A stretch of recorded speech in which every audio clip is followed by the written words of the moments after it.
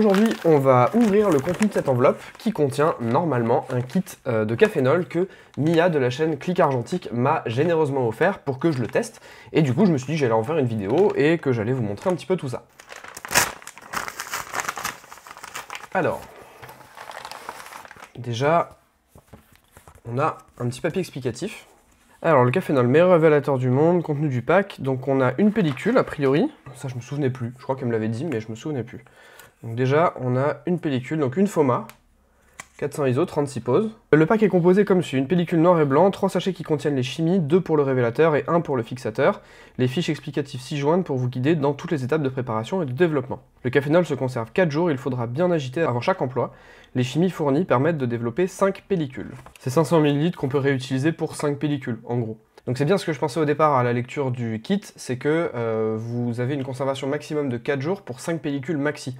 Donc ça veut dire que si vous décidez de faire ça, de faire votre développement au cafénol, vous préparez votre solution et vous essayez d'engranger 4-5 pellicules, on va dire, pour les 4 jours et vous faites un batch, quoi. Vous faites toutes vos pellicules en même temps. Comme ça, vous n'avez pas de risque que le cafénol se perde.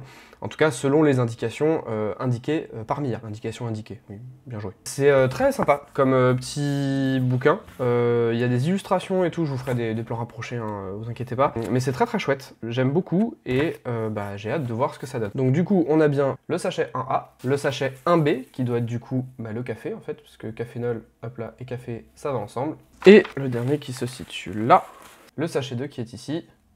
Hop là. Bon, mais avant de développer quelconque pellicule, il faut bien aller la shooter, et c'est ce qu'on va aller faire maintenant.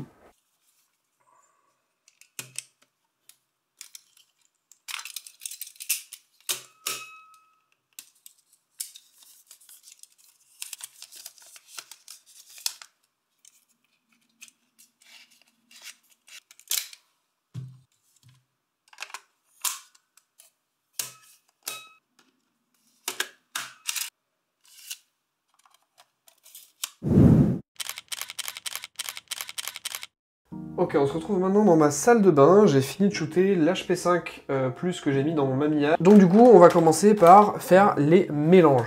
Alors pour faire les mélanges, hop là, qu'on voit bien. Donc on va devoir utiliser les différents sachets que je vous ai montrés au départ. D'abord, préparer le révélateur, puis le fixateur, qui va se faire sur cette partie-là. J'ai pris 2 bouteilles, hop là, comme celle-ci, où dans la jaune, je vais mettre le révélateur, dans la rouge, je vais mettre le fixateur. Et puis bon, on va partir comme ça pour faire notre développement. Donc je mets 300 ml d'eau. Parfait, je suis à 300 ml tout pile. Donc là, je vais diluer le café. Je vais mettre le café dans l'eau froide.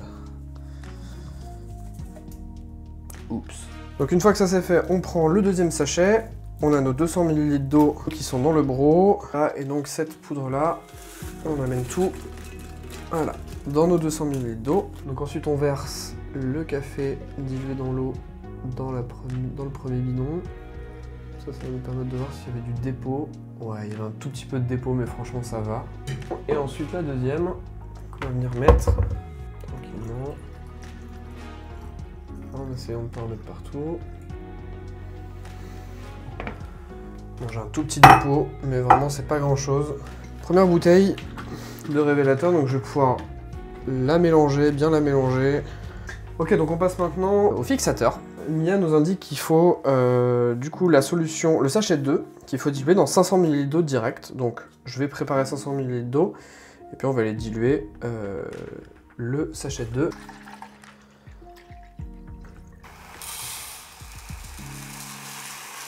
Alors, on va verser le tout. Et ça marche pas. Les grains sont un peu trop gros. Je me suis fait avoir.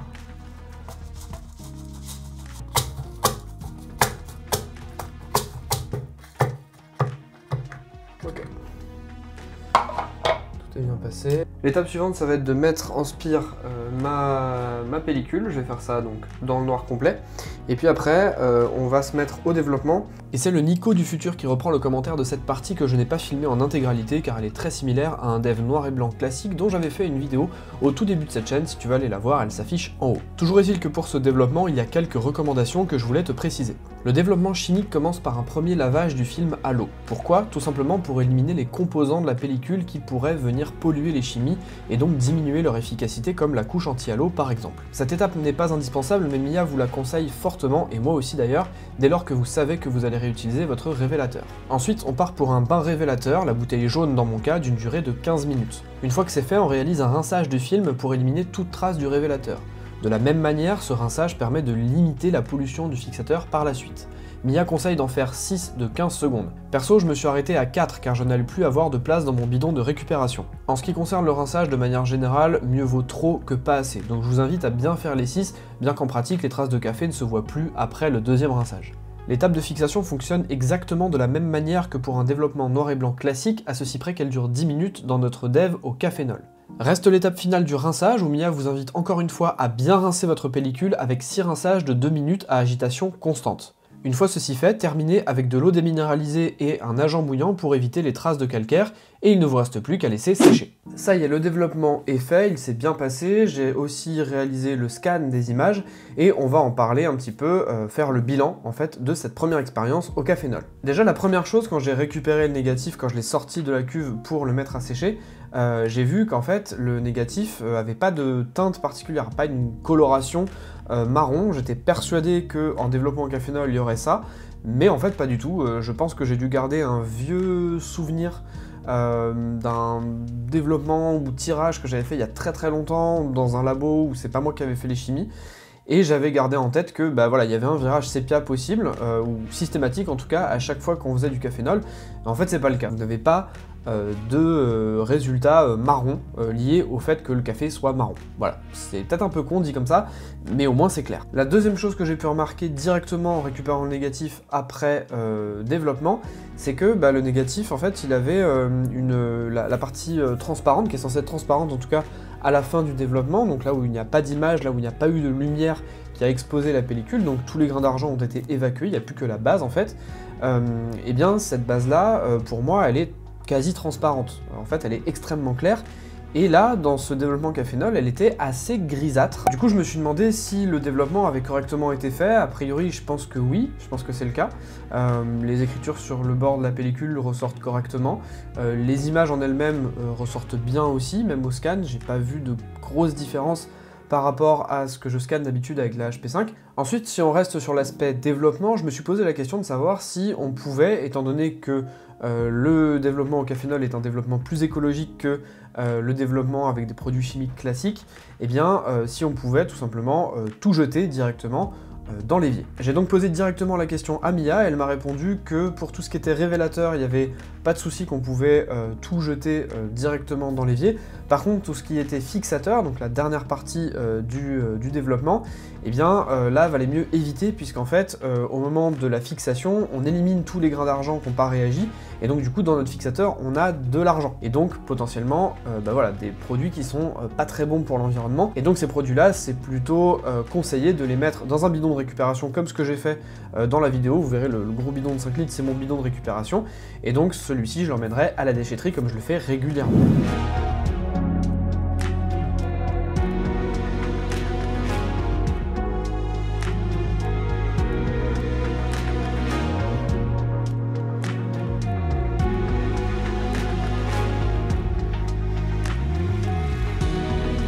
Si on parle maintenant du pack de manière plus générale, je l'ai trouvé globalement bien fait. Il y a juste un petit bémol que j'ai trouvé. Le petit scotch en fait qui venait sceller les sachets en plastique avait tendance à arracher directement le plastique. Ça a été corrigé, elle a viré le petit scotch, elle se débrouille complètement autrement maintenant. Donc voilà, c'était mon seul bémol, mais ça a été corrigé. D'un point de vue didactique, ce kit est très bien fait, je trouve. Le livret qui accompagne toutes les étapes de la réalisation du révélateur, du fixateur et du développement de manière générale est très bien fait, très bien expliqué. Encore une fois, très didactique, les sachets sont bien nommés, il n'y a pas de... Enfin, tout est assez clair en fait, ça marche assez bien. Moi je suis habitué au développement, donc c'est vrai que ça m'a pas excessivement surpris et je m'y suis retrouvé très vite, mais je pense que pour des gens qui découvrent le développement argentique, c'est une très bonne porte d'entrée. En plus de ça, il y a un aspect complètement écologique qui est revendiqué par Mia, à la fois sur les produits utilisés, parce que c'est des produits qui sont moins toxiques, beaucoup moins toxiques même que les produits qui sont utilisés dans des révélateurs plus classiques chez Ilford, Kodak, etc. Il y a aussi une démarche écologique dans la pellicule même qu'elle vous fournit, puisqu'en fait elle rebobine de la FOMA et elle réutilise en fait des anciennes cartouches. Donc voilà, c'est un ensemble qui est cohérent, c'est un prix qui est pas très cher, c'est 19 € vendu sur son site. Donc si jamais vous avez envie de mettre un pied dans le développement de surcroît avec le cafénol, n'hésitez pas. De toute façon, je vous mets tous les liens dans la description, n'hésitez vraiment pas à aller voir son site, il n'y a pas que le kit cafénol, il y a aussi d'autres projets et des formations qu'elle propose via son site, donc n'hésitez pas à aller voir si jamais vous avez envie de bidouiller un petit peu en argentique. Je remercie bien sûr Mia de m'avoir envoyé son kit pour que je le teste et que je puisse vous en parler sur la chaîne. En attendant, n'oubliez pas de vous abonner, de liker, de commenter, bref, vous connaissez la musique, on est sur YouTube, et surtout,